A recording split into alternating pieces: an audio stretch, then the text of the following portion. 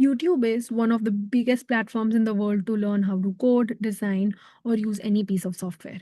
But the format hasn't changed in over a decade. Say you want to learn SQL, you open a tutorial. First, you set up your editor, maybe hit an error doing that.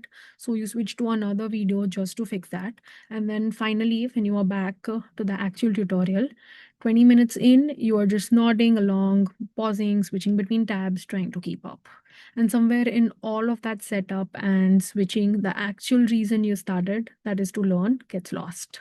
Hi, I'm Ashna. Welcome to my If I Were a PM series. And today we are going to do a product idea on YouTube.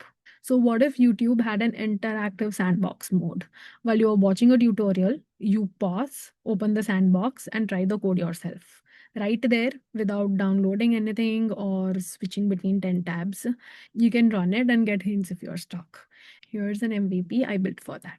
So, like you can see on my screen over here, we have a prototype that is made similar to YouTube.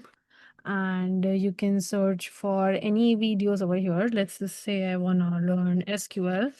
So I'm just going to say SQL tutorials, and then it will search for tutorials. I'm going to pick up, say, this tutorial, right? And while it plays, In this video, you're going to learn the basics of SQL querying in just 15 minutes. We have a certain checkpoint map already created based on the video that was selected, where at 3 minutes and 10 seconds, probably this guy is going to count matching rows.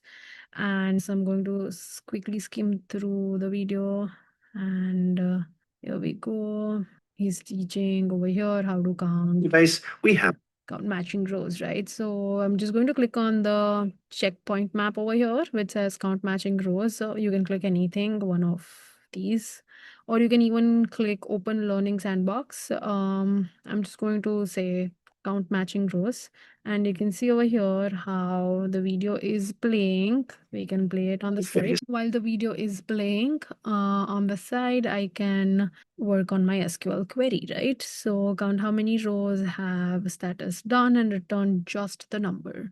So I'm just going to do counting. It says over here that we have ID in the task, right? So ID, it's total from tasks, where what is the status, right? And I'm going to run, and it's going to show me that expected value is 2 and the query was executed successfully. You can also get a hint. You can also change the video to say Python tutorial, and we have this guy teaching Python, and you can see based on whatever video was selected, the checkpoint map over here has also changed. So you can do to add a condition, and once you go there, you start seeing the Python syntax is showing up, and then you can basically watch the video and practice it on the side.